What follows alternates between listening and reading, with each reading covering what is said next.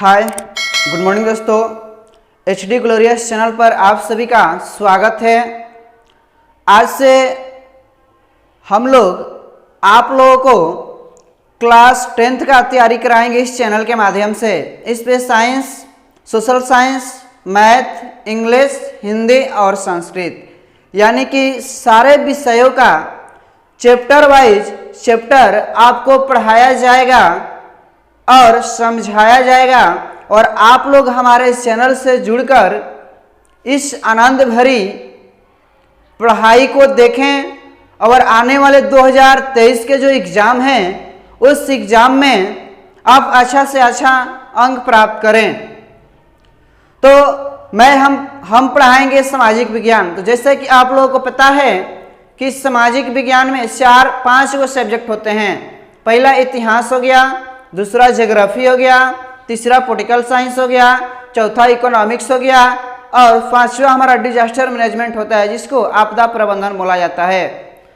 तो उसमें से आज हम आप लोगों को चालू करने वाले अर्थशास्त्र।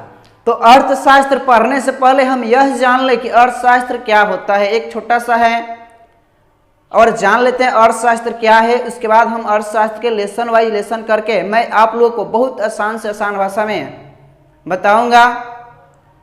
तो सबसे पहले अगर आप हमारे चैनल पर नए हैं और चैनल को सब्सक्राइब नहीं किए हैं तो चैनल को सब्सक्राइब कर ले और बेल आइकन को दबा दे ताकि जो भी वीडियो डाला जाए उसका अपडेट सबसे पहले आपके पास पहुंचे। तो चलिए देख लेते हैं अर्थशास्त्र। देखिए लिखे हैं अर्थशास्त्र, ठीक है। तो अर्थशास्त्र को हमने क्या किया है कि दो भागों में बांट दिया है, एक अर्थ और शास्त्र। ये दोनों शब्द है ना, ये संस्कृत शब्द से लिए गए हैं, ठीक है, अर्थ और शास्त्र। तो यहां पे अर्थ का जो मतलब होता है वह क्या होता है, धन। अर्थ मतलब यहां पे धन से तुलना किया गया है। और शास्त्र, शास्त्र यानी ज्ञान या अध्ययन, ज्ञान या अध्ययन यानी कि अर्थशास्त्र का जो शाब्दिक अर्थ होता है वह धन का अध्ययन होता है। क्या होता है जी, धन का अध्ययन। यहां पे लिख देते हैं, देखिए अर्थशास्त्र का जो अर्थ होता है धन का अध्ययन, ये हमारा अर्थशास्त्र क्या होता है जी, अर्थ होता है, ठीक है।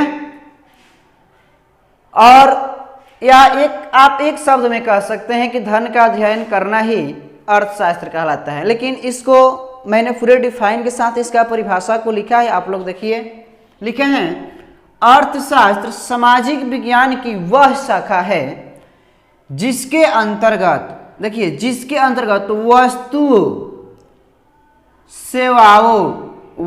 और सेवाओं का उत्पादन, देखिए यही फोकस करना है, उत्पादन, ठीक है, वितरण, क्या है जी, वितरण, विनिमय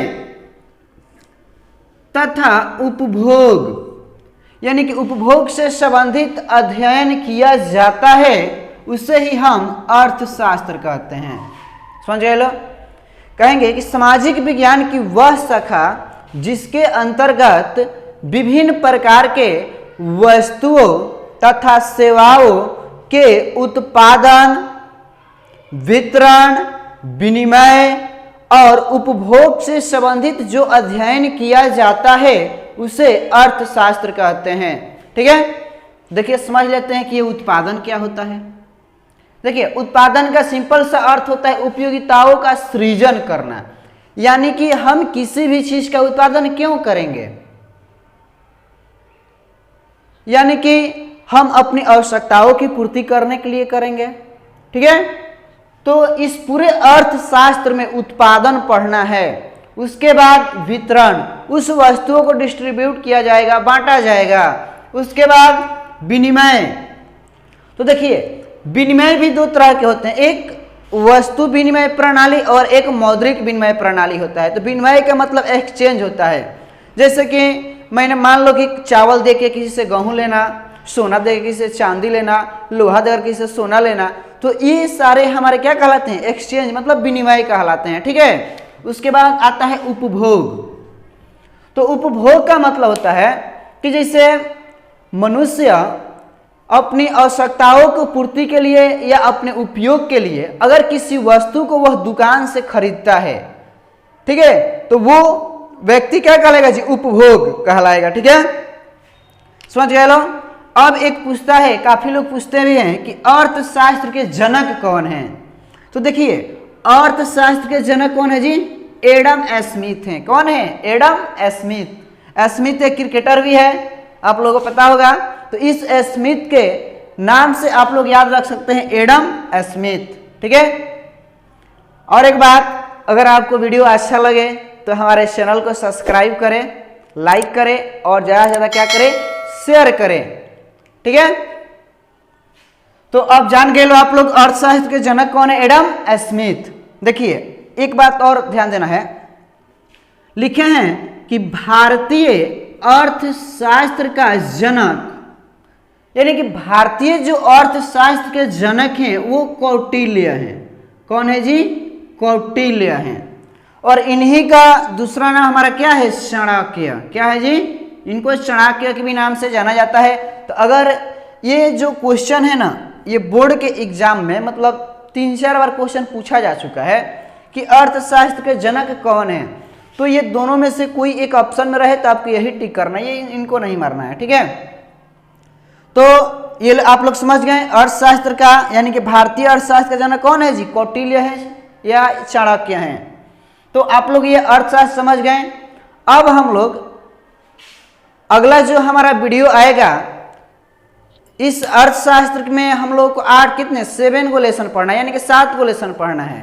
7 लेसन में पहला जो लेसन है अर्थव्यवस्था एवं इसके विकास का इतिहास, तो इस लेसन को हम लोग अगले वीडियो में पढ़ते हैं। देखिए कितना धमाकेदार है ये लेसन, सिर्फ आप सुनिए और दिमाग में आपका सेट हो जाएगा। ठीक है। तो आप लोग को ये समझ में आ गया। अब अगला लेसन हम डालेंगे, तो आप हमारे चैनल पर बने रहिए। तब तक के लिए धन्यवाद।